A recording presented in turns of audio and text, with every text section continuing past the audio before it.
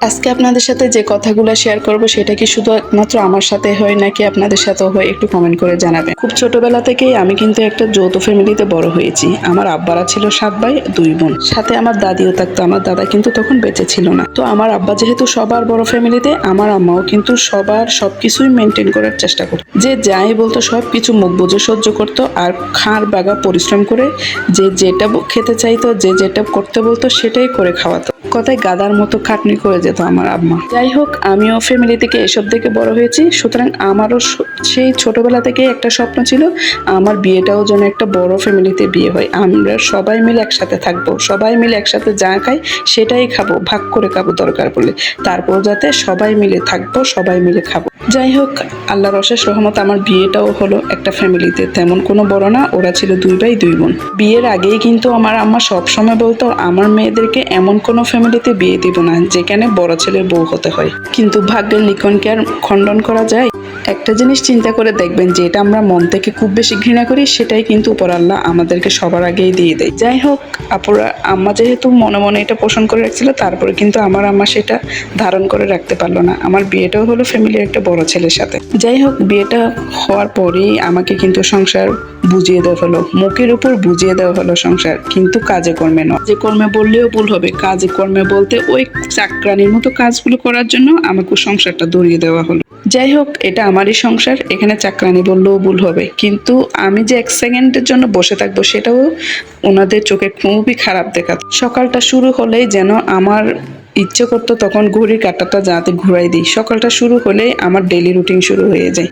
বুঝাপুরা একজনে খাবে ঘি ভাজা পরোটা, একজন খাবে রুটি, আর একজন খাবে ডিম দিয়ে পোস্ট। এই অবস্থা, এক একজনের জন্য মেনু রেডি করতে করতে আর একজন খেয়ে দিয়ে রেখে দেবে। এইসব ধুইতে ধুইতে আমি একটু বসতেও সময় পাই, যে একটু বসবো সেটাও তাদের চোখে খারাপ দেখ। মোট কথা, আমার শাশুড়ির যাতে কোনো কাজই করতে না হয় সেই হিসেবে আমি সব কিছু করে দৌড়েও যদি একটু বসেও থাকি না, তারপরও উনি চাউলের পট, টিনের পট, বিস্কিটের পট, হাবি জাবি প্রত্যেকে কি হাবি জাবি খুঁজে খুঁজে বের করে আনে, আমাকে সেগুলো হলেও ওয়াশ করতে দিবে। আর কথা হচ্ছে, ঘরের বউ কেন বসে থাকবে? ঘরে বউ বসে থাকা মানে প্রশ্রয় পাওয়া, মাথায় উঠে যাওয়া।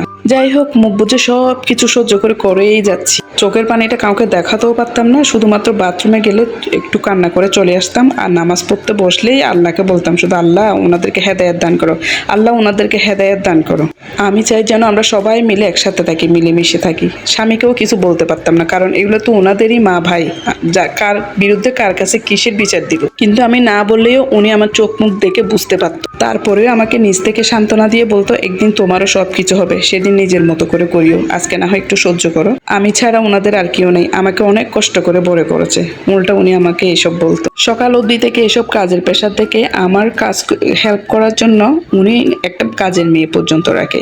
আমার শাশুড়ির সেটাও পছন্দ হয় না, কাজের মেয়ের কাজ করা, ঘর মোছা নাকি সুন্দর লাগে না, সব কিছু থেকে যায়, কাপড় ধোয়া নাকি সুন্দর লাগে না, সব কিছু থেকে যায়।